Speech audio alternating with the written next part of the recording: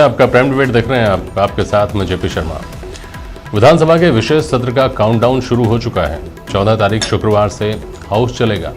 सबकी नजरें इस सत्र पर गड़ी हुई हैं क्योंकि प्रदेश की राजनीति की दिशा इस सत्र से तय होने वाली है। सरकार सुरक्षित होगी या सरकार को अस्थिर करने की योजनाएं कामयाब होंगी, सवाल ये है और इन सवालों के जवाब किन पड़ावों से गुजरेंगे, इसको लेकर उत्सुकता बनी हुई है। इस बीच बसपा से कांग्रेस में आए विधायकों के मामले ने इस घटनाक्रम में और रोचकता पैदा कर दी है। कोर्ट ने इन विधायकों के नोटिस 8 अगस्त तक तामील कराने की जिम्मेदारी जैसलमेर जिला न्यायाधीश को दी है। जरूरत पड़ने पर जिले के एसपी की मदद लेने की हिदायत भी दी गई है। मर्जर के मामले में अब 11 तारीख को सुनवाई होगी एकल पीठ में, यानी सत्र शुरू होने से 3 दिन पहले। और महत्वपूर्ण बात यह है कि क्या बसपा से आए विधायकों के वोटिंग राइट्स पर भी कोई स्थगनादेश दिया जाएगा।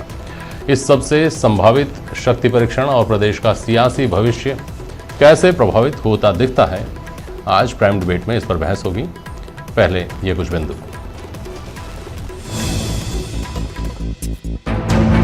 बीएसपी विधायकों के कांग्रेस में विलय पर हाईकोर्ट में अहम रहेगा कि आपको स्टे मिलता है या नहीं मिलता है और क्या कुछ रुख रहता है 6 विधायकों को लेकर। बिल्कुल 11 अगस्त को माननीय न्यायालय ने ये डायरेक्शन दिया है कि जो 6 बसपा के विधायक हैं उनकी जो सर्विस है, नोटिस की जो तामील है,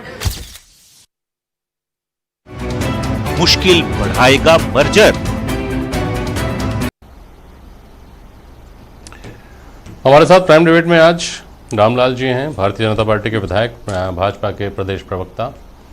एडवोकेट ए के जैन साहब हैं, कानूनविद हैं आप। डॉक्टर अर्चना शर्मा हैं, कांग्रेस की प्रवक्ता।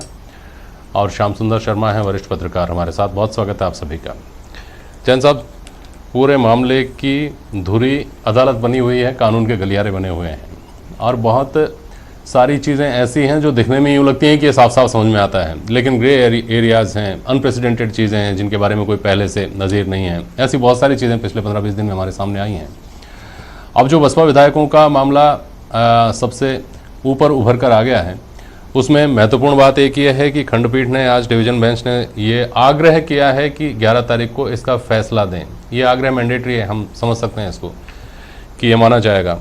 तो 11 तारीख का फैसला किस तरह से 14 तारीख को प्रभावित करेगा, पहली बात मर्जर के हवाले से। दूसरी बात, महत्वपूर्ण बात यह है कि क्या वोटिंग राइट्स को लेकर जो बसपा कह रही है कि हम ये भी प्रेयर करेंगे कि वोटिंग राइट्स भी इनके स्टे किए जाएँ, अभी के लिए स्थगित किए जाएँ। अगर ऐसा होता है तो परिस्थिति बदलेगी। क्या इस तरह की नज़ीरें पहले मिलती हैं?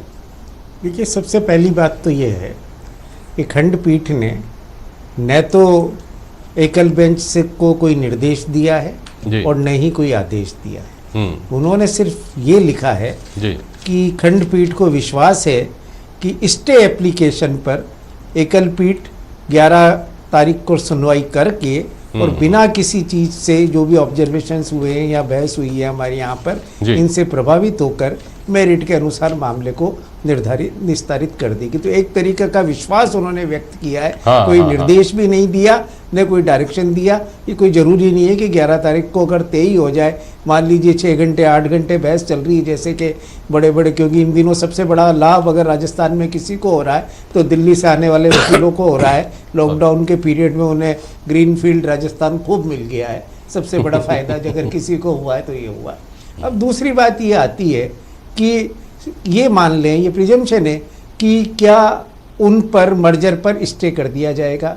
इससे पहले के कोई प्रेसिडेंट नहीं है कि फाइनल सुनवाई से पहले किसी प्रकार का स्टे किया हो, परंतु हाल ही